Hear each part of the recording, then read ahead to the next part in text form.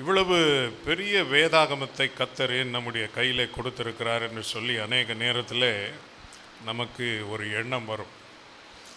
இப்போ எத்தனை பேர் வேதத்தை முழுவதுமாக படிக்கிறீங்க இல்லை படித்திருக்கிறீங்க என்று சொல்லி கேட்டால் அதுக்கு சந்தோஷமான பதில் வராது.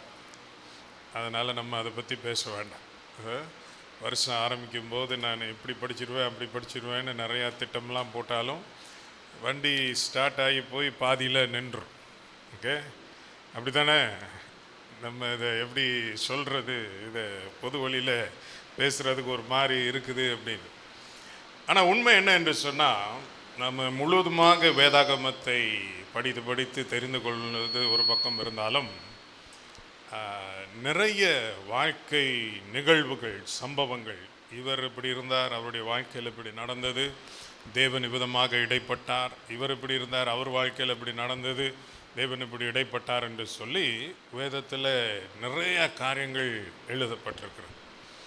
இது யாருக்கு எந்த நேரத்தில் எந்த ஒரு சம்பவம் பொருத்தமாக இருக்கும் என்று சொல்லி நமக்கு தெரியாது. ஆனாலும் தேவன் வேதத்தில் இருக்கிற ஒவ்வொரு காரியத்தினூடாக நம்மோடு கூட பேசிக்கொண்டே இருக்கிறார். இன்றைக்கி காலையில் அப்படி ஒரு காரியத்தை தான் பார்க்க போகிறோம். அதற்கு முன்பதாக அந்த வேத பகுதியை நாம் வாசித்து விடுவோம். ஆதியாகமம் 28ஆம் அதிகாரம் 10ஆம் வசனத்திலிருந்து 22ஆம் வசனம் வரைக்கும். ஆதியாகமம் அதிகாரம் 28 வசனம் 10லிருந்து 22 வாசிக்கலாமா? யாக்கோபு பேர்சபாவை விட்டு புறப்பட்டு ஆரானுக்கு போக பிரயாணம் பண்ணி ஒரு இடத்திலே வந்து சூரியன் அஸ்தமித்தபடியினால் அங்கே ராத்தங்கி அவ்விடத்து கற்களில் ஒன்றை எடுத்து தன் தலையின் கீழ் வைத்து அங்கே நித்திரை செய்யும்படி படுத்து கொண்டான். அங்கே அவன் ஒரு சொப்பனங்கண்டான். இதோ ஒரு ஏணி பூமியிலே வைக்கப்பட்டிருந்தது, அதன் நுனி வானத்தை எட்டி இருந்தது. அதிலே தேவதூதர் ஏறுகிறவர்களும் இறங்குகிறவர்களுமாய் இருந்தார்கள். அதற்கு மேலாக கர்த்தர் நின்று, நான் உன் தகப்பனாகிய ஆபிரகாமின் தேவனும் ஈசாக்கின் தேவனுமாகிய கர்த்தர், நீ படுத்திருக்கிற பூமியை உனக்கும் உன் சந்ததிக்கும் தருவேன். உன் சந்ததி பூமியின் தூளை போல் இருக்கும். நீ மேற்கேயும் கிழக்கேயும் வடக்கேயும் தெற்கேயும் பரம்புவாய். உனக்குள்ளும் உன் சந்ததிக்குள்ளும் பூமியின் வம்சங்கள் எல்லாம் ஆசீர்வதிக்கப்படும். நான் உன்னோடே இருந்து நீ போகிற இடத்திலெல்லாம் உன்னை காத்து இந்த தேசத்துக்கு உன்னை திரும்பி வரப்பண்ணுவேன். நான் உனக்கு சொன்னதை செய்யும் அளவும் உன்னை கைவிடுவதில்லை என்றார். யாக்கோபு நித்திரை தெளிந்து விழித்தபோது மெய்யாகவே கர்த்தர் இந்த ஸ்தலத்தில் இருக்கிறான், இதை நான் அறியாதிருந்தேன் என்றான். அவன் பயந்து, இந்த ஸ்தலம் எவ்வளவு பயங்கரமாய் இருக்கிறது, இது தேவனுடைய வீடே அல்லாமல் வேறல்ல, இது வானத்தின் வாசல் என்றான். அதிகாலையிலே யாக்கோபு எழுந்து தன் தலையின் கீழ் வைத்திருந்த கல்லை எடுத்து அதை தூணாக நிறுத்தி அதன் மேல் எண்ணெய் வார்த்து அந்த ஸ்தலத்திற்கு பெத்தேல் என்று பெயரிட்டான். அதற்கு முன்னே அவ்வூருக்கு லூஸ் என்னும் பேர் இருந்தது. அப்பொழுது யாக்கோபு, தேவன் என்னோடே இருந்து நான் போகிற இந்த வழியிலே என்னை காப்பாற்றி உண்ண ஆகாரமும் உடுக்க வஸ்திரமும் எனக்கு தந்து என்னை என் தகப்பன் வீட்டுக்கு சமாதானத்தோடே திரும்பி வர பண்ணுவாரானால் கர்த்தர் எனக்கு தேவனாயிருப்பார். நான் தூணாக நிறுத்தின இந்த கல் தேவனுக்கு வீடாகும். தேவரீர் எனக்கு தரும் எல்லாவற்றிலும் உமக்கு தசமபாகம் செலுத்துவேன் என்று சொல்லி பொருத்தனை பண்ணிக்கொண்டான். ஓடுகிற ஒரு மனுஷன் என்ன மாதிரி ஓட்டம்? இன்றைக்கி நம்ம ஒரு ஊர் விட்டு இன்னொரு ஊர் போகிறோம்னு சொன்னால் புண்ணிய யாத்திரை போகிற ஆட்கள் இருக்கிறாங்க. கடவுளை தேடி இங்கே போனால் ஆண்டவரை பார்க்கலாம், நல்ல காரியங்கள்லாம் நடக்கும்னு சொல்லி போகிறதான ஒரு கூட்டம் இருக்கிறது. அப்போ நம்ம இந்த ஊரில் இருக்கிறதுனால நமக்கு அதை பற்றி நிறையா தெரியும். அவங்க போட்டிருக்கிற உடை, அவங்களுடைய அன்றாட நடத்தையை பார்க்கும்போது இவங்க எங்கேயோ போகிறாங்கன்னு சொல்லி நாம் தெரிந்து கொள்ளும். இவன் புண்ணிய யாத்திரை போகலை. கடவுளை தேடி போகல, வீட்டை விட்டு ஓடி போகிறான். வீட்டை விட்டு ஓடி போகிறதற்கு உனக்கு என்னப்பா பிரச்சனை அப்படின்னா, யாரும் எதிர்பார்க்காத சில காரியங்களை செய்தான். முதலாவதாக கண் தெரியாத தன்னுடைய தகப்பனை வஞ்சித்தான். இப்போ இதுதான் செய்துட்டான் அப்படின்னு ஊருக்கு தெரிஞ்சா எல்லாரும் சேர்ந்து என்ன செய்வாங்க? நீங்கள் சொல்லுங்கள். கண்ணு தெரியாத ஒரு ஆளை ஏமாத்தினா அந்த ஆளை என்ன செய்வீங்க? நீங்கள் மற்ற ஆளையாவது மன்னிச்சிருவீங்க, அவர் என்ன பண்ணுவீங்க? என்ன வார்த்தையெல்லாம் சொல்லி திட்டுவீங்க. நீ எங்கே போனாலும் சும்மா சொல்லுங்க, பரவாயில்ல. எங்கே போனாலும் விளங்க மாட்டேன், உருப்பிட மாட்டேன், நீ நல்லாவே இருக்க மாட்டேன், இப்படி தான் வார்த்தை வரும். இதை எப்படி சரி செய்ய முடியும்? நடந்துருச்சு. இனி நடக்காதது போல் செய்வதற்கு எந்த வாய்ப்பும் இல்லை. இப்போ அடுத்தது மற்றவங்களை விடுங்க. அந்த அப்பா கிட்ட போய் திருப்பி பேசும்போது என்ன சொல்லி பேசுவான்? பெத்த மகன்னு நினைச்சு உன்னை நம்பினா நீ இப்படி செய்ததுக்கு அப்புறம் உன்னை மகனா நான் எப்படி எடுத்துக்கொள்வது? பேச முடியாது. அடுத்தது, தன் சகோதரனுக்கு கிடைக்க வேண்டியதை பொய் சொல்லி தகப்பனிடத்திலிருந்து பெற்றுக்கொண்டான். அப்ப அடுத்த பக்கத்தில் சகோதரன், நம்ம வீடு தானே, நம்ம தம்பி தானே, அதனால எதை பற்றியும் கவலைப்பட வேண்டியதில்லை என்று நினைத்து கொண்டிருந்த ஒருவனை அவன் இல்லாத நேரத்தில் அவனை போல வேஷம் போட்டு தகப்பனிடத்திலிருந்து பெற்றுக்கொண்டான். இப்போ அவன் மேலே இன்னும் கோபமாக இருக்கிறது யாரு? அவனுடைய சகோதரன். அவன் வந்த கோபத்தில் உடனே வெடிச்சிட்டான். அப்போ வெடிச்சு என்ன சொல்கிறான்? அவனை கொல்லாமல் விட மாட்டேன். இப்போ இன்னைக்கு நமக்கெல்லாம் பழமொழி தெரியும், கொலைக்கிற நாய் கடிக.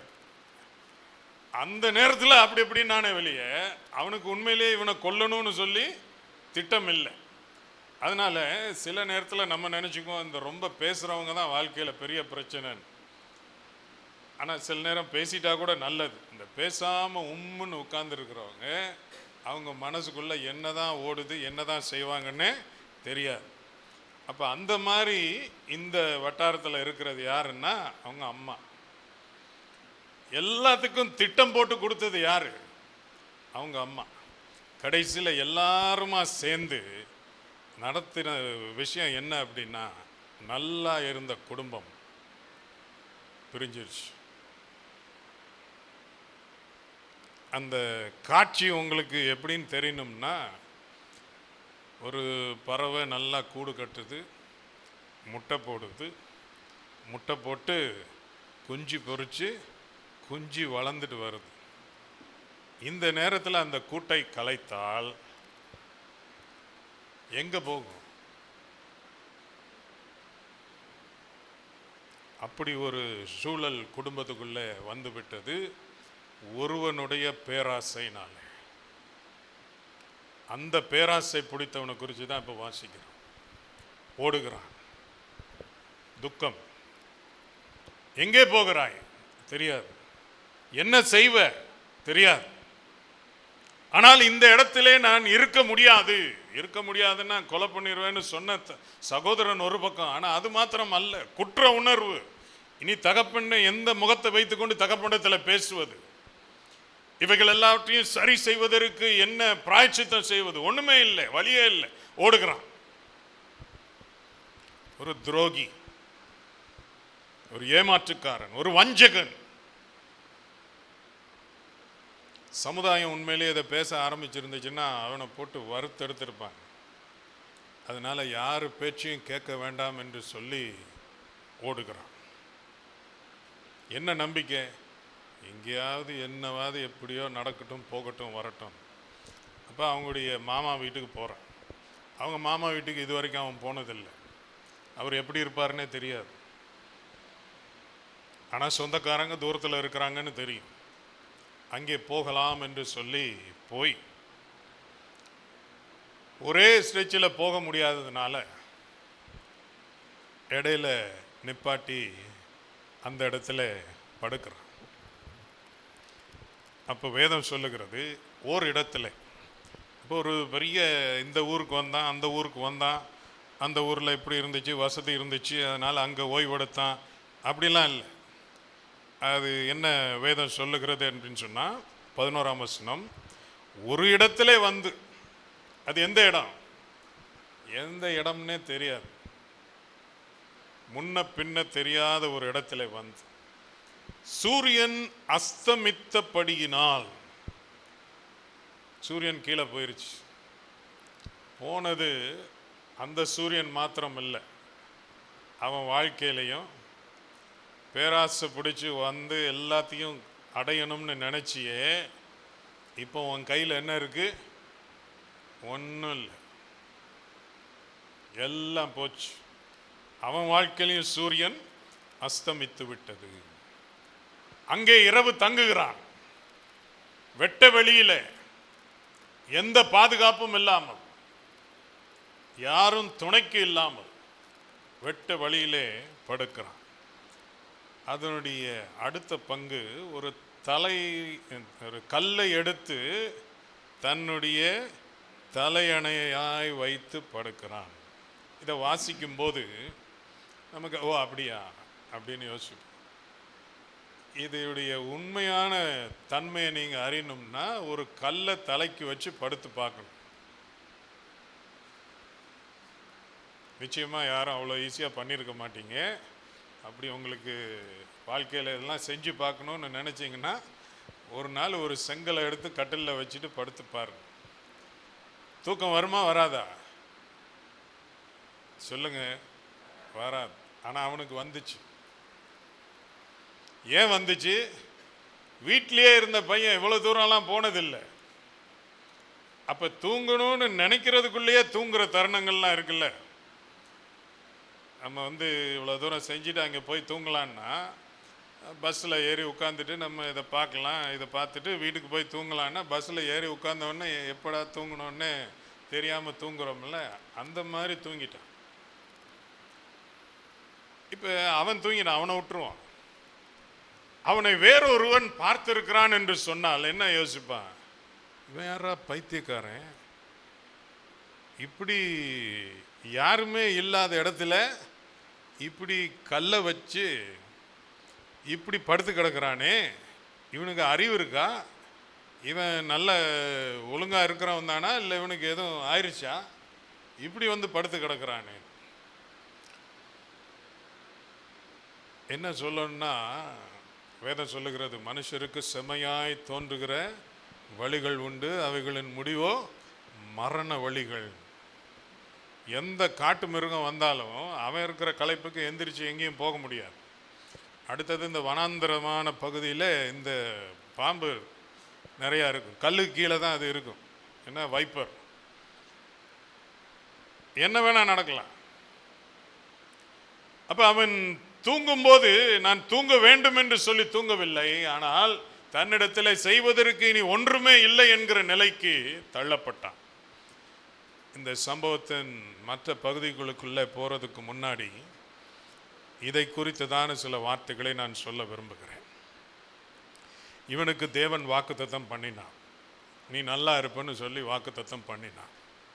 ஆனால் நல்லா இருப்பேன் என்று சொல்லி தேவன் சொன்னது ஒரு பக்கம் இருந்தாலும், என்னுடைய கையை விட்டு எதுவும் போயிடக்கூடாதுன்றதுல குறியாவே இருந்தான். ஆகவே எனக்கு வர வேண்டியதை எப்படியாக நான் அடைஞ்சே ஆக வேண்டும் என்று சொல்லி தான் செய்கிற காரியம் தவறு என்கிற ஒரு உணர்வே இல்லாதபடிக்கு துணிகரமாய் செய்தான். அன்னைக்கு அவன் கொஞ்சம் ஃப்ரெஷ்ஷாக இருந்திருந்தான்னா படுத்துக்கிட்டு அதுதான் யோசிச்சுட்டு இருந்திருப்பான். அன்னைக்கு அவன் ஃப்ரெஷ்ஷாக இல்லை. அப்போ அப்பாவை ஏமாத்துறமே. ஏன்னா பிற்காலத்தில் அதனால தான் தேவன் ஒரு கட்டளையை கொடுத்தார். என்ன கட்டளை கொடுத்தார்? உன் ஆயுசு நாட்கள் நீடித்திருக்கும்படிக்கு உன் தகப்பனையும் தாயையும் கனம் பண்ணுவாயாக. உன் விளையாட்டுலாம் வேற யார்கிட்ட கூட விளையாடுறவங்களோட வச்சுக்கோ, தகப்பன் தாயை என்ன செய்யாத வச்சு விளையாடாத, நீ நல்லா இருக்க மாட்டேன். அந்த காலகட்டத்தில் அப்படி ஒன்று கொடுக்கப்படவில்லை. ஆனாலும் தன் தகப்பனை வஞ்சித்தது. அந்த காட்சி வஞ்சனையினாலும் சூழ்ச்சியினாலும் வாழ்க்கையிலே உயர நினைக்கிறவன் அந்த நிலைக்கு தான் தள்ளப்படுவான் என்று சொல்லி நமக்கு எடுத்து காண்பிக்கிறதான ஒரு காட்சி.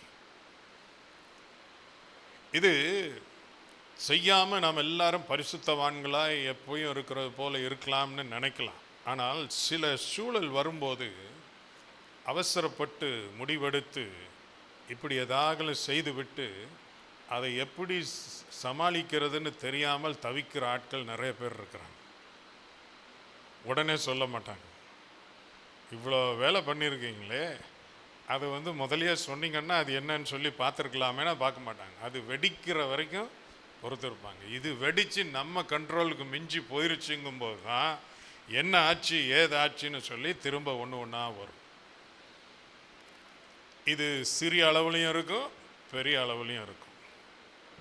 என்ன, நம்ம 2 குடும்பங்களுக்குள்ளே போய் நம்ம சொல்லி விட்டு மூட்டி விட்ட சண்டை, நமக்கு ஒருத்தரை பிடிக்காததுனால எங்கே போய் சொன்னால் அவருக்கு வலிக்குமோ சத்தம் காட்டாமல் அங்கே போய் அங்கே ஒரு பிட்டை போட்டு வந்துடுறது. அவங்க ஒன்று நினச்சி இது இப்படின்னு சொல்லி அங்கே இருப்பாங்க, நம்ம ஒன்றுமே தெரியாமல் இருக்கும். ஆனால் வேதம் என்ன சொல்லுகிறது? நீ செய்கிற பாவம் உன்னை தொடர்ந்து பிடிக்கும். நீ எங்கே போனாலும் அது வரும், அது கணக்கு தீக்கணும். அப்போ இப்படி வெறுமையாய் தள்ளப்பட்ட ஏதோ ஒரு இடத்துல, அப்போ அவனை பாருங்க, இப்போ ஃபோன் ஒன்று இன்னைக்கு இருக்கிற மாதிரி இருந்து யாராவது ஒரு யாக்கோபு கடிச்சா, எங்கேப்பா இருக்கிற? இல்லை நான் வெளியில் இருக்கிறேன். வெளியில் எங்கே? இல்லை வெளியிலனா நான் வெளில அப்படியே போயிட்டுருக்கிறேன் ஊருக்கு. அதெல்லாம் இருக்கு, நீ இப்போ எங்கே இருக்கிற?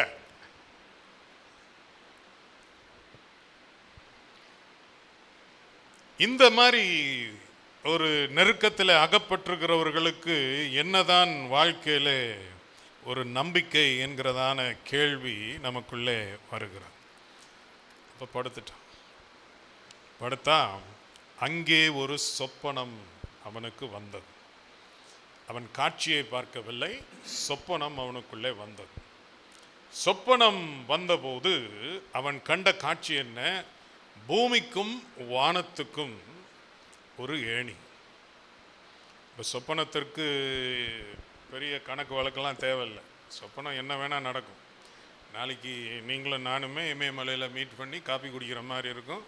இல்லை எவரெஸ்ட் உச்சியில் இருந்து நம்ம அங்கே ஒரு டென்ட்டு போட்டு ஜாலியாக படுத்துருக்கிற மாதிரி இருக்கும். சொப்பனத்துக்கு தான் ஒன்றும் இல்லையே. அதனால் அவ்வளவு பெரிய ஏணி எப்படி வரேன்னா அது சொப்பனத்தில் அவன் பார்க்குறான். ஆனால் சொல்ல வந்த செய்தி நமக்கு முக்கியம். சொல்ல வந்த செய்தி முதலாவது அவர் சொல்ல நினைத்தது என்ன? பூமிக்கும் பரலோகத்துக்கும் இருக்கிறதான இந்த தொடர்பு. மாறாக அப்படி மாற்றி சொல்ல நினைக்கிறேன். பரலோகம் பூமியோடு வைத்திருக்கிற தொடர்பு உன்ன மாதிரி அநியாயக்காரன் அக்கிரமம் செய்கிறவன் ஏமாத்துறவனால துண்டிக்கப்படாது. இப்படி ஒவ்வொருத்தரும் செய்கிற பாவத்தை நினச்சி ஆண்டவர் நான் இவங்கெல்லாம் வேணாம்ப்பான்னு ஒதுங்கி போனார்னா என்றைக்கோ ஆண்டவரோட எல்லாரையும் விட்டுட்டு எங்கே போயிருப்பார்? வேற ஒரு உலகத்தை உண்டாக்கி அவர் அங்கே போயிருப்பார். நீங்கள் எப்படியோ நாசமாக போங்க. ஆனால் அது இன்னும் அங்கே தான் இருக்குது. உன்னுடைய அக்கிரமங்கள் எவ்வளவோ அதிகமாக இருந்தாலும் உன் அக்கிரமத்தை விட நான் காண்பிக்கிற கிருபை அதிகம்ன்றதை முதல்ல இங்கே காட்டினார். இப்போ புண்ணிய ஸ்தலத்துக்கு போனேன், ஏன்னா இந்த ஒரு பயங்கரமான அற்புதங்கள் நடந்த இடத்துக்கு போனேன், அங்கே ஆண்டவரை சந்தித்தேன்னு சாட்சி கேட்கும்போது நமக்கு ஒரு ஆச்சரியமும் அதில் வராது. ஓ, அந்த இடத்துல ஆண்டவர் கிரியை செய்கிறார், நீங்களும் போனீங்களா, அந்த இதெல்லாம் உணர்ந்தீங்களான்னு. சில நேரம் மக்கள் அப்படி தான், இந்த கிறிஸ்தவ மக்களும் புண்ணிய யாத்திரை போகிறேன்னு சொல்லி இஸ்ரேல் தேசத்துக்கு போயிட்டு, அப்போ ஒருத்தர் அப்படி தான் போயிட்டு வந்த இன்னொருத்தரை பார்த்து கேட்குறார், நீங்கள் அந்த கல்லறைக்குள்ளே போகும்போது அந்த ப்ரெசன்ஸ் உணர்ந்தீங்களா?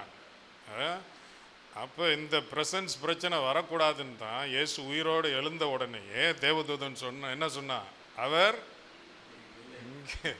அன்னைக்கே இல்லைன்னு சொல்லியாச்சு, நீ இன்னைக்கு போய் யார் தேடிக்கிட்டு இருக்கிற? அங்கே அவர் இருக்கிறாரா? இல்லை. அப்போ தேவாலயம் இருந்த இடம் இனி இங்கே இல்லை, இனி எல்லாருக்குள்ளேயும் தேவன் இருக்கிறாருன்னு சொல்றதுக்கு தான் மேலே விருந்து கீழே வரைக்கும் அந்த திரைச்சீலை என்ன செஞ்சார்? கிழிச்சார். இங்கே வந்து தேடாத, இங்கே இல்லை. ஆனாலும் இன்னைக்கும் போய் தேடிக்கிட்டு ஆட்கள் இருக்கிறாங்க. அப்ப சிலர் வந்து இப்படி ஒரு விசேஷித்த இடங்களை வைத்து கர்த்தரை நான் சந்திக்க வேண்டும் என்றால் இந்த இடத்திலே, அன்னைக்கு அவர் ஆண்டவர் சொல்லாம சொன்ன, இப்போ சில நேரம் நம்ம சொல்லுவோம், நீங்கள் இந்த மாதிரிலாம் என்கிட்ட பேசுறதுக்கு என்னை ஓங்கி கன்னத்தில் ஒரு அடி அடிச்சிருக்கலாம். அந்த மாதிரி தேவன் அவனை அங்கே சந்திக்கிறான். அப்போ தேவன் வந்து என்ன மாதிரி வார்த்தைகள் சொல்லியிருக்குன்னா, அடா படுபாவி, துரோகி, பண்ணுறதெல்லாம் பண்ணிட்டு படுபாவி இப்படி தூங்குது பார், அட்ரா அவனை. அங்கே ஒரு குடும்பத்தை காலி பண்ணிட்டு நாசம் பண்ணிட்டு எல்லா அநியாயத்தையும் பண்ணிட்டு வந்துட்டு எப்படா உன்னால சொர்ணம் இல்லாமல் தூங்க முடியுது அப்படின்னு ஆண்டவர் கேட்டிருக்கோம். ஆனால் ஆண்டவர் அங்கே தான் அவனை சந்திச்சான். அதனால் ஒன்று தெரிந்து கொள்ளுங்க, ஆண்டவர் தாமே தீர்மானித்ததான் நிறைய காரியங்களை செய்கிறார். ஆனால் அவருடைய தன்மையை மாத்திரம் நாம் தெரிந்து கொள்ள வேண்டும் என்றால், நாம் செய்த பாவத்துக்கும் அநியாயத்துக்கும் தக்கதாய் அவர் சரி கட்டல. நாம் பாவிகளாக இருக்கும்போது கிறிஸ்து நமக்காக மரித்தார். அவர் மாத்திரம் ஒவ்வொரு இதையும் கணக்கு வச்சு இந்த கணக்கு இன்னைக்கு தீக்கணும்னு சொன்னார்னா நம்ம கணக்கெல்லாம் தாங்க. ஆனால் அந்த இடத்துல அந்த காட்சியை அவனுக்கு கொடுக்கிறான். வானம் அவனுக்குள்ளே திறக்கப்பட்டது.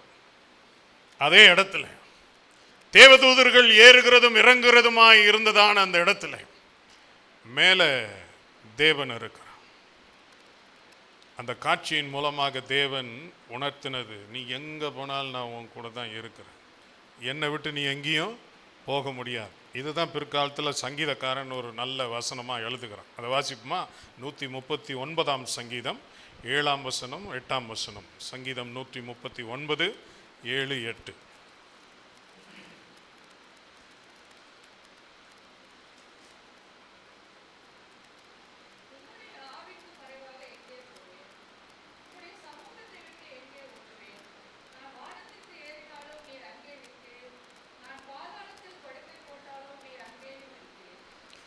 இன்னைக்கு இன்டர்நேஷ்னல் ஸ்பேஸ் ஸ்டேஷனில் ஆளுங்க போய் தங்கியிருக்கிறாங்க. அவங்க யாருக்காவது நமக்கு சக்கரை தீர்ந்து போச்சு, இந்த பக்கத்து வீட்டில் போய் வாங்கிட்டு வாப்பான்னு சொல்ல முடியுமா? சொல்லுங்க. ஒன்றும் இல்லை. இங்கேருந்து ஏதாவது கொண்டு போயிருந்தா தான் உண்டு. அங்கே போயிட்டு பக்கத்து வீட்டில எல்லாம் வாங்க முடியாது. ஆனால் நம்ம உண்டாக்குனவர் சொல்கிறார், நீ அங்கே வந்தாலும் நான் அங்கேயும் பார்ப்பேன். பாதாளம், பள்ளத்தாக்கு அப்படி வச்சுக்கோமே, வேலி, பள்ளத்தாக்கில் போய் படுக்க போட்டாலும் அங்கேயும் நான் கூட இருக்கிறேன்னு சொல்லுகிற ஒரு ஆண்டவர். இதை ஏன் நான் இப்போ சொல்லுகிறேன்னா, நம்மளாம் நல்லா இருக்கும்போது நமக்கு இதை பற்றி பெருசாக யோசிக்க தேவையில்லை. ஆனால் சில நேரத்தில் யாருமே நம்ம கூட இல்லைன்ற ஒரு உணர்வு வரும். ஒருவேளை இந்த காலை வேளையில் யாரும் அந்த மாதிரி இருக்கிறீங்களா தெரியல. ஆளுங்கெல்லாம் இந்த இங்கிலீஷில் ஒரு பழமொழி சொல்லுவாங்க, water water everywhere not a drop to ட்ரிங்க்னு. எல்லா ஆளுங்க இருக்கிறாங்க, ஆனால் என் கூட யாரும் இல்லை. அந்த நேரத்தில் நம்ம ஆண்டவரை எதிர்பார்த்தா என்ன நினச்சி எதிர்பார்ப்போம்? வந்து நம்மளை அடித்து சின்ன பின்னம் ஆக்க போகிறாரு, ஏன்னா நம்மளும் தப்பு செஞ்சுருக்கோம் அப்படின்னு நினைக்கிற நேரத்தில் ஆண்டவருக்கு எப்போ அடிக்கணும்னு தெரியும். ஆண்டவர் அடிக்காத ஆண்டவர்லாம் கிடையாது. அடிக்க வேண்டிய நேரத்தில் அடிப்பார். ஆனால் நேரம் தவறி அடிக்க மாட்டார். ஒருத்தங்கிட்ட ஒன்றுமே விஷயம் இல்லை, அவனால் முடியல, என்ன அவனே எல்லா நம்பிக்கையும் இழந்து கிடக்கிறான்னா அந்த நேரத்தில் வந்து அடிக்கிற ஆண்டவர் நம்முடைய ஆண்டவர் அல்ல. அப்போ இவன் வந்து இவ்வளோ அநியாயம் பண்ணுறானே, இவங்கிட்ட போய் நல்லா பேசலாமா அப்படின்னு நமக்கு தோணும். அவருக்கு தெரியும், இப்போ நான் பேசுகிறேன், ஆனால் உன்னை எங்கே பிடிக்கணுமோ அங்கே பிடிப்பேன்னு சொல்லிக்கிட்டு தான் இப்போ பேசுகிறான். அப்போ ஆண்டவர் அவனுக்கு விளங்கப்படுத்தினது, நீ இருக்கிறது வனாந்தரம். சமுதாயத்திலேயோ குடும்பத்திலேயோ யாரும் ஒன்றும் கூட வந்து நிற்க மாட்டாங்க நீ பண்ண காரியத்துக்கு. ஆனால் நான் அவன் கூட இருக்கிறேன். முதல்ல அதை புரிஞ்சுக்கோன்றதுக்காக அதை பதிய வைத்தான். இன்றைக்கு காலை வேளையில் நமக்கு அதுதான் சொல்கிறார். இவ்வளோலாம் நடந்து எல்லாம் கைவிட்டு போனதுக்கப்புறம் நான் என்னத்தை செய்வேன்ற ஒரு நிலைமை நமக்கு வந்துச்சுன்னா முதல்ல நமக்கு தெரிய வேண்டியது நம்ம விட்டு அவர் போகிறது. இவன் நான் முதலே சொன்னேன், இவன் புண்ணிய யாத்திரை போல ஆண்டவரை தேடி போகலை. தேடி வந்தது யாரு? ஆண்டவர். நம்ம ஒருவேளை ஆண்டவருடைய அட்வைசரி போர்டில் இருந்தால், ஆண்டவரே கண்ட நாய்க்கெலாம் எதுக்கப்பா உதவி செய்கிறீங்க, அவன் பண்ண அநியாயத்துக்கு அவனை நம்மளா தேடி போகணும், அவன் போயிட்டு வருவான். வீட்டில் திமிரா பேசிட்டு போகிற ஆளுக்கு என்ன சொல்லுவான்? பின்னாடி போனால் மற்றவங்களாம் என்ன சொல்லுவாங்க? அவனுக்கு இருக்கிற வாய் கொழுப்புக்கு இப்படி பேசிட்டான், அவன் வரட்டும். இல்லை இல்லை என் பிள்ளை நம்ம போகாதீங்க, போட்டும் போட்டும் அப்படி தான் சொல்லுவான். நம்ம ஆண்டவர் நல்ல தகப்பன். நாம் செஞ்ச தப்புன்னு தெரிஞ்சாலும் எப்படியோ போன்னு விடுற ஆண்டவர் அல்ல. இந்த காலை வேளையில் அந்த உணர்வு நமக்கு வேணும். என்னை விட்டு விலகாத ஆண்டவர். நான் செய்த தவறு எவ்வளவு இருந்தாலும், பாவம் இரத்தாம்பர சிவப்பாக இருந்தாலும் என்னை தேடி வருகிறதான ஒரு ஆண்டவர். கர்த்தர் மேலே நின்று தன்னை அறிமுகப்படுத்துகிறார். நான் ஆபிரகாமின் தேவன், ஈசாக்கின் தேவன் சொல்லிட்டு விஷயத்துக்கு வந்திருக்கலாம். ஏன்னா ஏற்கனவே வாக்குத்தத்தமாய் கொடுத்தது, நீ நல்லா இருப்பேன்னு சொல்லி ஒரு வாக்குத்தத்தம் கொடுத்திருக்கிறார். இப்போ விஷயத்துக்கு வந்திருக்கலாம். நான் இப்படி கொடுத்த போது நீ எப்படி இப்படி செய்யலாம்னு சொல்லி அந்த நேரத்தில் அதுக்கு வந்திருக்கலாம். வாழ்க்கையில் ஓடி போன நிறைய பேர் இருக்கிறாங்க. நீங்கள் வேதத்தை எடுத்து பார்த்தீங்கன்னா, இது ஆகார் இதுக்கு முன்னாடி ஏன்னா தன்னுடைய நாச்சியார் ஆகிய சாராய் தன்னை கொடுமைப்படுத்துகிறாள் என்று சொல்லி வீட்டை விட்டு ஓடிட்டான். வீட்டை விட்டு ஓடினா அவளுக்குன்னு வீடு கிடையாது, உறவினர்கள் கிடையாது. அப்ப யாரும் இல்லாத அந்த வனாந்திரத்தில் வந்து கூப்பிட்டார், ஆகாரே எங்கிருந்து வர்ற, எங்க போற, பேர் சொல்லி வனாந்தரத்தில் கூப்பிட்டார். மோசே இஸ்ரவேலன், இஸ்ரவேலருக்காக எகிப்தியரிடத்தில் பிரச்சனைப்பட்டு கடைசியில் தப்பி ஓடினா, இஸ்ரவேலர்கிட்ட இருந்து ஓடினா, எகிப்தியர்கிட்ட இருந்து ஓடினா, வனாந்தரத்தில் வந்து கடைசியில் மீதியானி இடத்துல சேர்ந்தான். அவனும் வனாந்தரத்தில் தனியாக இருக்கிற நேரத்தில் யாரும் இல்லாத இடத்துல கர்த்தர் அவனை வந்து சந்தித்தார். இந்த மாதிரி வேதத்தை புரட்டி புரட்டி பார்த்தீங்கன்னா, யாரும் இல்லாத நேரத்தில் நான் இருக்கிறேன்றதை கர்த்தர் நேரடியாய் சந்தித்து பேசி அவர்களை திரும்பவும் பலப்படுத்தி வழிக்கு கொண்டு வந்தார்.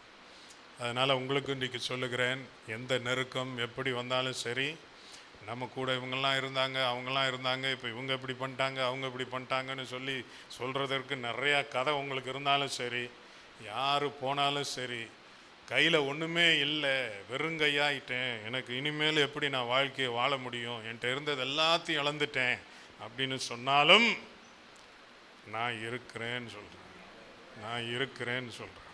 அந்த காட்சி உண்மையிலே அற்புதமான காட்சி. நான் வானத்திலிருந்து சொல்லுகிறது படி மேலே இருந்து கீழே வர்றது வந்துக்கிட்டே தான் இருக்கும், கீழே இருந்து மேலே போகிறதும் போய்கிட்டே தான் இருக்கும். நல்லா பார்த்துக்கோ, இதுதான் ஏணி. அப்போ தேவதூதர்கள் ஏறி இறங்குகிறதை பார்த்து கொண்டே இருக்கிறான், பார்த்து கொண்டே இருக்கிறான். இன்றைக்கி உங்களுக்கும் அப்படி ஒரு காட்சியை தேவன் காண்பிப்பாராக. ஏனென்று சொன்னால் அவர் உங்களுடைய நிலைமையும் அறிந்திருக்கிறார். தான் ஏற்கனவே ஆபிரகாமுக்கு கொடுத்த அந்த வாக்குத்தத்தத்தை திரும்பவும் ஈசாக்கு கொடுத்த அதே வாக்குத்தத்தத்தை முதலாவது சொல்லுகிறார். முதலாவது இவைகளை சொல்லும்போது எதுவுமே நடக்காதது போல, இதுவரைக்கும் ஒரு பிரச்சனையுமே நடக்கல, எல்லாம் ஸ்மூத்தா போயிட்டு இருக்குதுன்ற மாதிரி இவனுக்கு ஒரு பதபதப்பு, என்ன நம்ம எங்க போறோம், என்ன நடக்க போகுதுன்னு சொல்லி. ஆனா அவர் ஒண்ணுமே நடக்காத மாதிரி அவர் வந்து அந்த இடத்துல அவனோடு கூட பேசுகிறார். என்ன சொல்லுகிறார்? இப்போ வாசிங்க.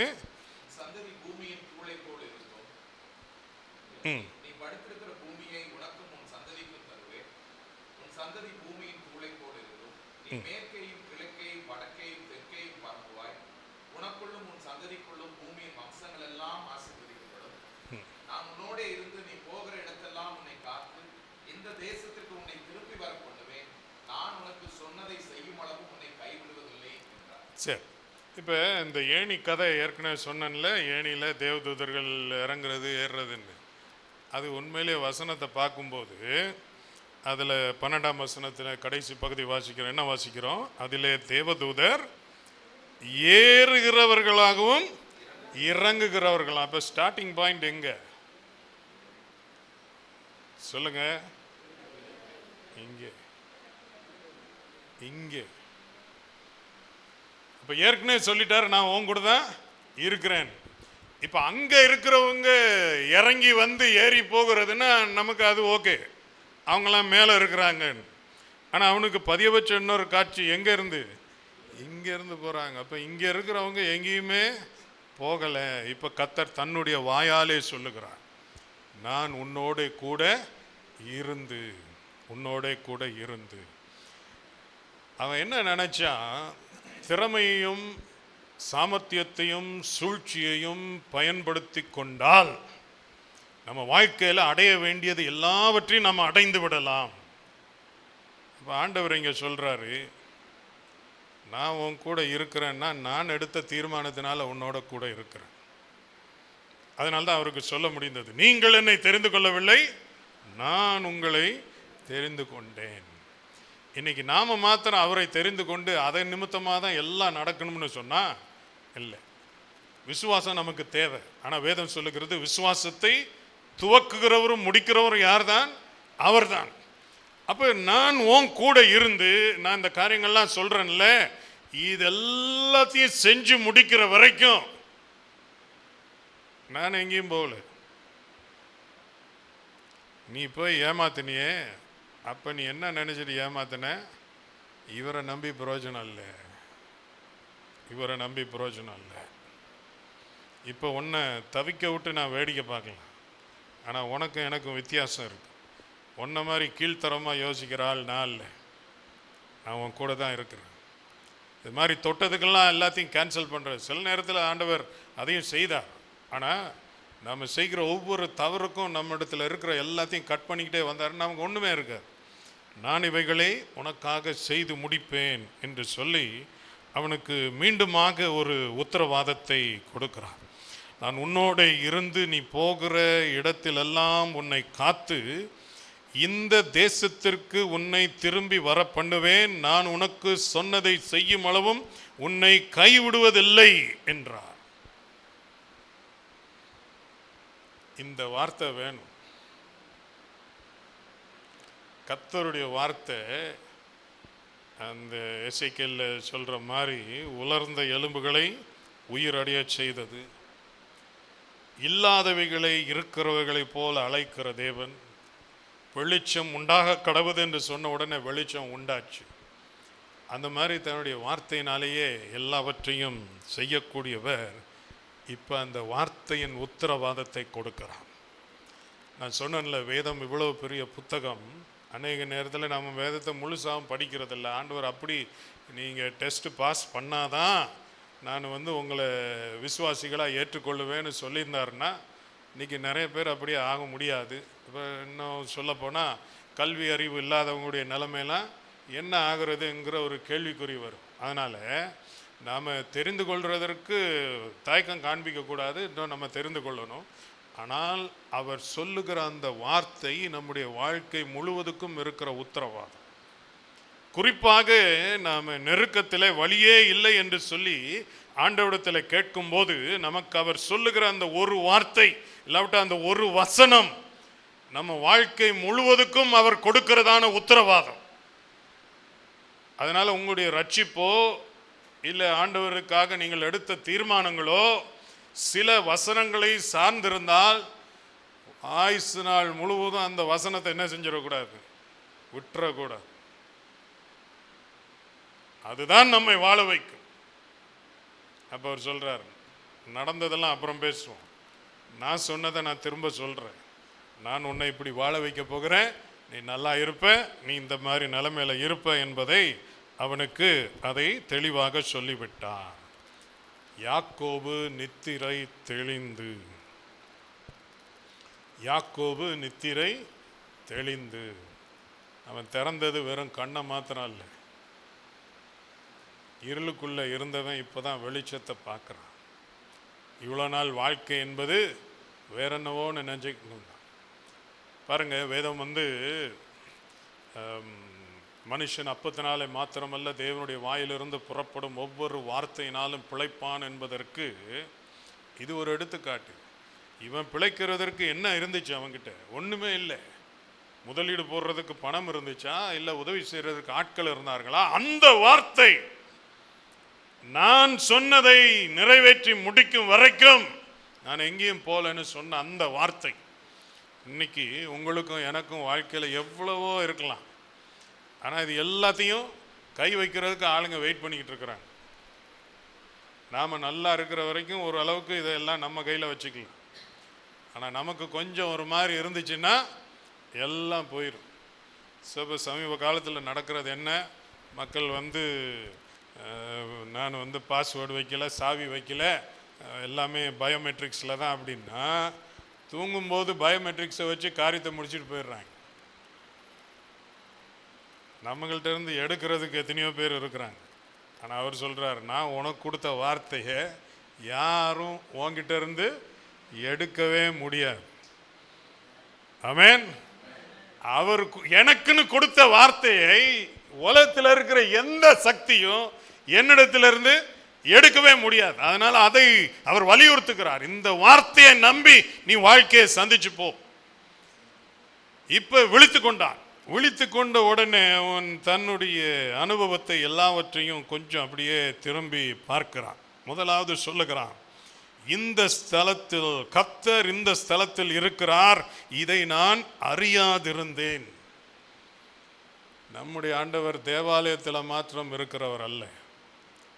நம்ம ஏற்கனவே 139ஆம் சங்கீதம் பார்த்த மாதிரி எங்கே போனாலும் இருக்கும். ஆனால் நமக்கு தான் சில நேரம் உணர்வு இல்லை. அவர் என் கூட இருந்தால் எனக்கு ஏன் இப்படிலாம் நடக்குது, என்னை இப்படி தவிக்க விட்டுட்டு அவர் எங்கே போனார்? அதனால சில சங்கீதங்கள் அப்படி தானே, 13ஆம் சங்கீதம் 88ஆம் சங்கீதம்லாம், ஐயோ ஆண்டவரே ஏன் என்னை கைவிட்டீர். அது சில நேரம் வைத்தறிச்சல்ல பெதற்றது தான், அது உண்மை இல்லை. இப்போ சொல்கிறான், நான் தான் புரிஞ்சிக்கல. நான் நினச்சேன் நம்ம கதை முடிஞ்சிச்சு, இனி எங்கேயோ போய் எங்கேயோ முட்டிக்கிட்டு நம்ம ஒரு வழி ஆக போகிறோம் நினச்சேன். இங்கே வந்துட்டார் ஐயா, யாரும் இல்லாத இடத்துல என்னை தேடி வந்துட்டார். கர்த்தர் இங்கே இருக்கிறார், நான் அறியாதிருந்தேன். இந்த காலை வேளையில் உங்களுக்கு ஒருவருக்கும் சொல்லுகிறேன், வாழ்க்கை எந்த இடத்துல உங்களை கொண்டு வந்து விட்டுருக்கோ நீங்கள் நினைக்கலாம், நல்லா இருந்தேங்க, அவ்வளோ சந்தோஷமாக இருந்துச்சு, ஆண்டவரை என்ன ஆசீர்வதிச்சு இப்படிலாம் பண்ணார், இப்படி வந்துட்டேன். இப்போ நீங்கள் உங்களையே பார்த்து சொல், கர்த்தர் இங்கே இருக்கிறார், நான் தான் அறியாமல் இருக்கிறேன், நான் அறியாமல் இருக்கிறேன். அதை நினச்ச உடனே பயம் வந்துருச்சு. வேதம் சொல்லுகிறது, அவன் பயந்து, இந்த ஸ்தலம் எவ்வளவு பயங்கரமாக இருக்கிறது, இது தேவனுடைய வீடே அல்லாமல் வேறல்ல, இது வானத்தின் வாசல். எப்படி வார்த்தை வருது பாருங்க, பயம்தான். ஆனாலும் வர்ற வார்த்தை, எங்கே ஆண்டவர் இருக்கிறார், ஆண்டவர் இருக்கிறார், ஆண்டவர் இருக்கிறார்னா, அந்த ஆண்டவர் கூட இருக்கிறார்னு ஒரு நிலைமை வந்துட்டாலே ஆண்டவருடைய பிரசன்னத்தின்மாக ஒரு பயம் வரும். அந்த ஆண்டவர் பிரசன்னத்து நிமித்தமாக வருகிற அந்த பயம் வரும்போது சுத்தி என்ன இருந்தாலும் பயம் வராது. மிரட்டுற சூழ்நிலை, அவ்வளவுதான் முடிஞ்சு போச்சுங்கிற சூழ்நிலை, அதெல்லாம் வந்தாலும் அது ஒண்ணுமே செய்யாது. அப்பதான் நம்ம வாசிக்கணும் இந்த வசனம், ஒரு பக்கம் 1000 பேரும் ஒரு பக்கம் 10000 பேர் விழுந்தாலும் ஒன்று தொடாது. அப்படி தொடாதுன்ற அந்த உணர்வு வர்றதுக்கு அவர் கூட இருக்கிறார் என்கிற அந்த உணர்வு வந்துச்சுன்னா அது எதை பற்றியும் நம்ம கவலைப்பட மாட்டோம். கர்த்தர் இந்த நாளில் அப்படிப்பட்ட உண்மையான தேவனுக்கு பயப்படுகிற பயத்தை கொடுத்து உங்களை பிடித்து கொண்டிருக்கிற எல்லா பயமும் ஒண்ணு இல்லாம சுக்குநூறா போவதற்கு கர்த்தர் உங்களுக்கு உதவி செய்வாராக.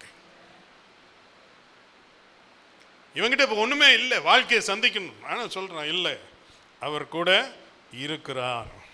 சரியா? இப்போ என்ன பண்ணுறது நான் அப்படின்னு சொல்லி அவன் அங்கே இருக்கிற இதை வச்சு செய்கிறான். அதிகாலையில் யாக்கோபு எழுந்து தன் தலையின் கீழ் வைத்திருந்த கல்லை எடுத்து அதை தூணாக நிறுத்தி அதன் மேல் எண்ணெய் வார்த்து கல்லை தூக்கி வச்சு எண்ணெயை ஊற்று. நமக்கு ஒரு வேளை தோணும், இது என்ன கல்லை வச்சு எண்ணெயை ஊற்றி சாமி கும்பிட்றானான். ஆனால் இதுதான் அந்த கல். அப்படின்னா வனாந்திரத்தில் ஒரு கல் மேலே எண்ணெயை ஊற்றுறது எத்தனை பேர் ஊற்றுவாங்க? ஸோ எண்ணெய் கல் மேலே ஊற்றுனா ரொம்ப நாள் ஆனாலும் தெரியும். இன்றைக்கி நமக்கு இருந்துச்சுன்னு சொன்னால் நம்ம உடனே ஒரு படம் எடுத்துக்குவோம். நான் திரும்பி வரும்போது இதுதான் அந்த கல்லான்னு பார்த்துக்கலாம்.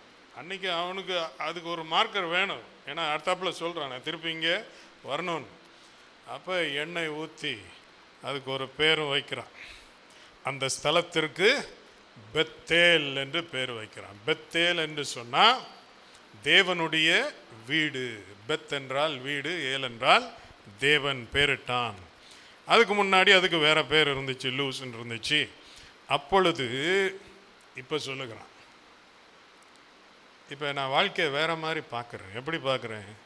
தேவன் என்னோடு இருந்து, இப்போ இருக்கிறேன்னு சொல்லிட்டார்ல, இப்போ சொல்கிறான் இப்படி இது இப்படியே கண்டினியூ ஆகி தேவன் என்னோடு இருந்து நான் போகிற இந்த வழியிலே என்னை காப்பாற்றி, அவர் இருக்கிற வரைக்கும் என்னை யாரும் தொட முடியாது, உண்ண ஆகாரமும் உடுக்க வஸ்திரமும் எனக்கு தந்து, வேற ஒன்றும் பெருசாக கேட்கல, நான் சாப்பிட்டு கிப்ட்டு நல்லா இருக்கணும், தந்து என்னை என் தகப்பன் வீட்டுக்கு சமாதானத்தோடே திரும்பி வர பண்ணுவாரானால் கர்த்தர் எனக்கு தேவனாய் இருப்பார். இதை நம்ம கொஞ்சம் அந்த கான்டெக்ஸ்டில் வச்சு புரிஞ்சுக்கணும். இவன் என்ன புதுசாக ஏதோ கதை சொல்கிறான் அப்படின்னு. புதுசாக கதை சொல்ல, ஏன்னா இப்போ உடனே வீட்டுக்கு போக முடியாது, வீட்டில் கொஞ்சம் பிரச்சனை, வேறு இடத்துக்கு போனால் நல்லா இருப்போமா தெரியாது. அப்போ அவன் சொல்லுகிறான், அப்போ ஆண்டவர் தான் எனக்கு கூட இருந்து என்னை காப்பாற்றி என்னை நல்லபடி ஆக்கி திரும்பி வரும்போது பிரச்சனை சச்சரவுலாம் இல்லாமல் சமாதானமாக என்ன கொண்டு வரணும். அப்படி இருந்தால் இவர் எனக்கு தேவனாய் இருப்பார். இது மிக முக்கியமான வார்த்தை. தேவன் தன்னை அறிமுகப்படுத்தும் போது எப்படி அறிமுகப்படுத்தினார்? ஆபிரகாமின் தேவன், ஈசாக்கின் தேவன், ஃபுல் ஸ்டாப் வச்சுட்டார்.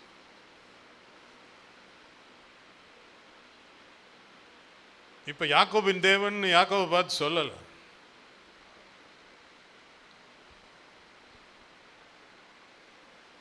ஆனா அவனுக்குள்ள ஒரு சின்ன ஆசை,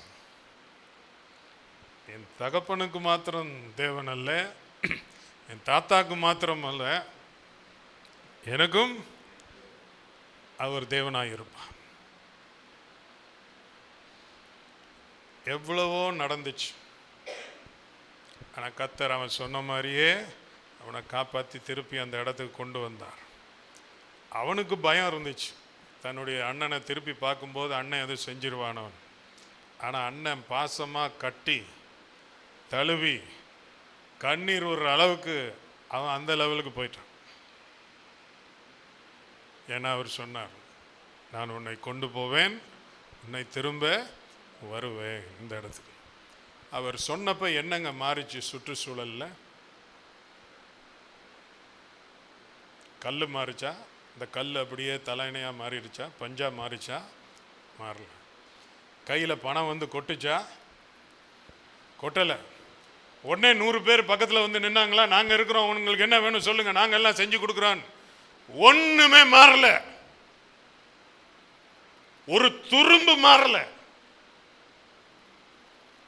இப்போ நம்ம உட்காந்து வேடிக்கை பார்க்குறோன்னா, என்னங்க இவ்வளோ பெருசாக பேசுறீங்க, இங்கே ஒன்றுமே நடக்கல, எல்லாம் அப்படியே தானே இருக்குது, பேச்சு மட்டும் பெருசாக பேசுறீங்களே.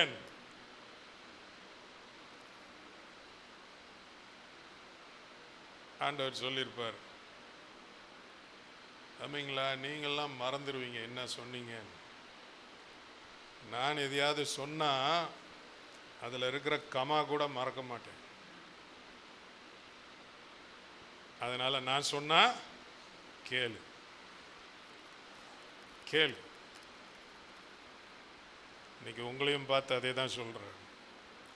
தையதக்கான்னு குதிக்கிற நேரத்தில் நம்ம என்ன நினைக்கிறோம், ஒரு ஜெபம் முடித்த உடனே என்ன செஞ்சிடணும், எல்லாம் அப்படியே மாறிடணும், இது அதுவா மாறிடணும், அது இதுவா மாறிடணும், ஆளுங்கள்லாம் ஓடியாரணும், கதவெல்லாம் அப்படியே படார் படார் படார்னு திறக்கணும், நம்ம நடந்து போன உடனே ஹே ராஜா வர்றாரு பாருன்ற மாதிரி அப்படி சீனை போடணுங்கும்போது ஒரு சத்தம் இல்லை, ஒரு சலசலப்பு இல்லை, எல்லாம் அதே மாதிரி இருக்கு. அப்போ ஆண்டவர் சொல்கிறார், அதான் சொல்லியிருப்பார், என்ன இந்த வார்த்தை உன் இருதயத்துக்குள்ளே இருக்குது. பின்னாடி இதுக்கு ஒரு நல்ல எக்ஸாம்பிள் மரியாள் கேட்ட வார்த்தையை தன்னுடைய இருதயத்துக்குள்ளே வைத்தாள். இது என்னைக்கு நிஜமாகுமோ அவனுக்கு தெரியாது, ஆனால் நிஜமாகும். இன்னொரு நாள் வரும், இதை பற்றி திருப்பி பேசுவோம். இது இங்கே தான் ஆரம்பிச்சதுன்றதை அன்றைக்கும் நான் நினைவு கூறுவேன் அப்படின்னு. அப்போ ஒன்றுமே மாறல, அதே பைய இருந்த எண்ணெயை ஊற்றி விட்டான். இப்போ போகிற வழியில் என்ன கிடையாது, என்ன கிடையாது, என்ன கிடையாட்டி என்ன, அவர் இருக்கிறார் என்ற தைரியத்தில் அந்த இடத்தை விட்டு புறப்பட்டு போனான் என்று சொல்லி வேதம் சொல்லுகிறது. கடைசியாக சொல்லி முடிக்கிறான், நான் தூணாக நிறுத்தின இந்த கல் தேவனுக்கு வீடாகும், தேவரீர் எனக்கு தரும் எல்லாவற்றிலும் உமக்கு தசம பாகம் செலுத்துவேன் என்று சொல்லி பொருத்தனை பண்ணி கொண்டான். ஒன்றும் இல்லை கையில், அடுத்த நேரம் சாப்பாட்டுக்கு வழி இல்லை. இவர் பேசுகிற கதை, தேவரீர் எனக்கு தரும் எல்லாவற்றிலும் இருந்து நான் தசம பாகம் கொடுப்பேன். நம்ம தமிழில் சொல்லல, வெறுங்கையில் முளம் போடுறது. அவனுக்கு உண்மையிலே வெறுங்கை தான் இருந்துச்சு, ஆனால் முளம் போடுறதெல்லாம் கரெக்டாக போட்டான். நம்பினான், ஆண்டவர் கைவிடல. அதனால தான் பின்னாடி சொல்கிறான், கோலும் கையுமாய் போனேன், 2 பரிவாரங்களோடு கூட திரும்பி வர செய்தீர். கர்த்தர் உங்களையும் வாழ்க்கை என்கிற பிரயாணத்தில் கொண்டு போகிறார். நீங்கள் ஏற்கனவே 2 பரிவாரங்களோடு கூட இருந்தால் கர்த்தருக்கு ஸ்தோத்திரம். ஆனால் ஏதோ ஒரு சூழ்நிலையினாலே கோலும் கையுமாக இருக்கிறதாய் நீங்கள் நினைத்தால், நீங்கள் அறிந்தோ அறியாமலோ செய்ததான தவறு உங்களை பயங்கரமான ஒரு நிர்பந்தத்துக்குள்ளே தள்ளிவிட்டாலும் கர்த்தர் இதை காணாதவராய் போல் இருப்பாரானா நிச்சயமாக இல்லை. உங்களை எங்கே வச்சு கரெக்ட் பண்ணணுமோ பண்ணுவார். அவர் நீ எப்படியோ நாசமாக போன்னு விடுற ஆண்டவர் அல்ல. ஆனால் வலியிலும் வேதனையிலும் தவிப்பிலும் இருக்கிற நேரத்தில் நம்ம மண்டையில் கொட்டுற ஆண்டவர் அல்ல. கொட்ட வேண்டிய நேரத்தில் கொட்டுவார், ஆனால் காயப்பட்டிருக்கிற நேரத்தில் காயம் கட்டுவார். இதுதான் நமக்கு வாழ்க்கையில் பெரிய நம்பிக்கை. நம்ம இந்த ஆளுங்கள்லாம் நம்மளை விட்டு போகிறாங்கன்னு நினைக்கும் போது கர்த்தரும் நம்மளை விட்டு போயிட்டாருன்னு நினைக்கக்கூடாது. நான் சொன்னேன், அவன் கர்த்தரை தேடவே இல்லை. அவன் தேடினானா, ஆண்டவரே வானம், இதெல்லாம் பின்னாடி வந்த கதை.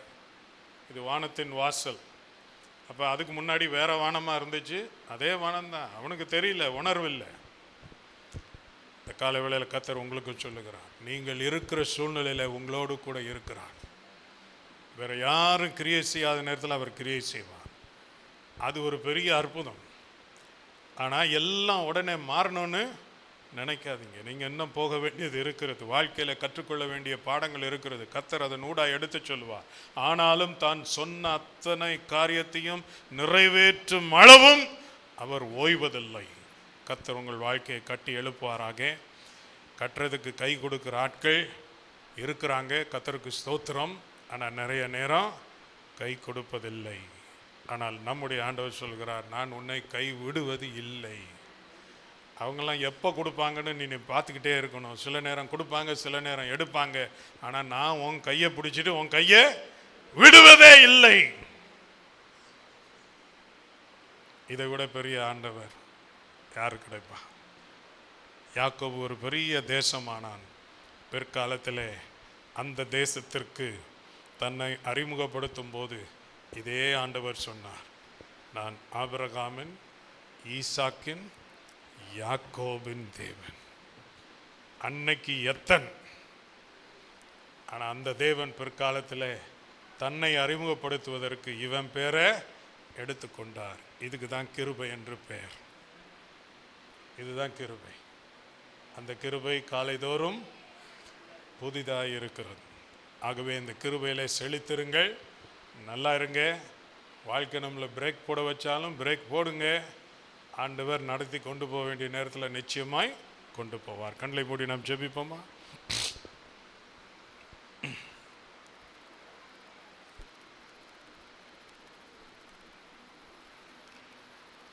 நாம தெரியாமலோ தெரிந்தோ செய்த பொய்யினாலே, சொன்ன பொய்யினாலே சில நேரத்தில் ஒரு பெரிய பிரச்சனையில மாட்டியிருக்கலாம். இல்லாவிட்டால் மற்றவர்கள் நம் பேரில் சொன்ன ஒரு பொய் நம்மை பிரச்சனைக்குள்ள கொண்டு வந்து சேர்த்திருக்கலாம். எதிர்பாராமல் நடந்த ஒரு சம்பவத்தினாலே குடும்பத்தில் ஒரு பெரிய குழப்பம் உண்டாயிருக்கலாம். ஒன்றும் மறைவாயில்லை. சில நேரம் நீங்க சொல்லலாம், முந்தி மாதிரி இருந்தா, என்கிட்ட அவ்வளோ பலன் இருந்தா, என்கிட்ட மட்டும் அந்த மாதிரி பணம் இருந்தா நான் இப்படி செய்திருப்பேன், அப்படி செய்திருப்பேன். நம்ம ஆண்டவர் சொல்ற, நீ ஒன்றும் செய்ய வேணாம், நீ பேசாம இரு. நம்ம இன்னைக்கு பாடினால, அவர் நமக்காக யாவையும் செய்து முடிப்பார். நம்முடைய ஆண்டவர் சோம்பேறி ஆண்டவர் அல்ல. வேதம் சொல்லுகிறது, ஏற்ற வேளையிலே சகாயம் பண்ணுகிறவர் அவர். உனக்காக பரிந்து பேசுவார். உடனடியாக பட்டாசு வெடிக்கிற மாதிரி டப்பான்னு எல்லாம் மாறணும்னு நினைக்காத. அவர் பொறுமையாக இருந்து, நீடிய பொறுமையுள்ளவராக இருந்து உனக்கு செய்ய வேண்டிய நியாயத்தை நிச்சயமாய் செய்வார். உனக்காக நிறைவேற்றி முடிக்க வேண்டிய காரியங்களை நிச்சயமாய் நிறைவேற்றி முடிப்பார். அவர் நல்லவர். அவர் கொடுத்த வார்த்தையை மாத்திரம் விட்டுவிடாமல் பிடித்துக் கொள்ளுங்கள். கிருபையுள்ள நல்ல ஆண்டவரே, இந்த காலை வேளையில் கூடி வந்திருக்கிற நம்முடைய பிள்ளைகள் எந்த நெருக்கத்தினூடாய் கடந்து செல்லுகிறார்களோ நீர் அறிவீர். மற்றவர்கள் செய்த அநியாயத்தினாலே தவிக்கிறவர்கள் உண்டு. தாங்கள் செய்த தவறுகளினாலும் பிரச்சனைகளுக்குள்ளே மாட்டியிருக்கிறவர்கள் உண்டப்பா. எல்லாருக்கும் விடுதலை தேவை. எல்லாருக்கும் உடைய உதவி கரம் தேவை. நீர் மறைந்து போகிறவர் அல்லப்பா, தேடி வருகிறவர். காணாமல் போன ஆட்டை தேடி வந்தவர் போல ஆண்டவரே, தவறு செய்துவிட்டு தப்பி ஓடிக்கொண்டிருந்த அந்த யாக்கோபை யாரும் இல்லாத இடத்திலே சந்தித்து நான் உன்னோடு கூட இருக்கிறேன் என்று சொல்லி உறுதி அளித்தீரே, அதே வார்த்தை உடைய பிள்ளைகள் ஒவ்வொருவருக்கும் இந்த காலையிலே உறுதி கொடுத்து, நீ செய்தது தவறு, நீ செய்தது பாவம், ஆனாலும் நான் உன்னை கைவிடுவதில்லை என்று சொல்லி நீர் உதவி செய்ய ஆயத்தமாய் இருக்கிறதற்காய் நன்றி அப்பா. கர்த்தர் சொல்ல ஆகும் கட்டளையிட நிற்கும் என்கிறதை நாங்கள் அறிந்து, எத்தனை எதிரான சூழ்நிலையா இருந்தாலும் எல்லாவற்றையும் மேற்கொள்ள உம்முடைய பிள்ளைகளுக்கு நீர் போதுமானவராய் இருக்கிறதற்காய் நன்றி. அவ்விதமாகவே ஒவ்வொருவருக்கும் உதவி செய்வீராக, ஒவ்வொருவரையும் பலப்படுத்துவீராக, ஒவ்வொருவரையும் தூக்கி எடுத்து நிறுத்துவீராக. அடைக்கப்பட்ட கதவுகள் இயேசுவின் நாமத்தினாலே திறக்கப்படட்டும் ஆண்டவரே. கர்த்தாவே, குடும்பமே சின்னாபின்னமாய் போன போது அவன் ஜெபித்தானே, சமாதானத்தோடு கொண்டு வருவாரானா.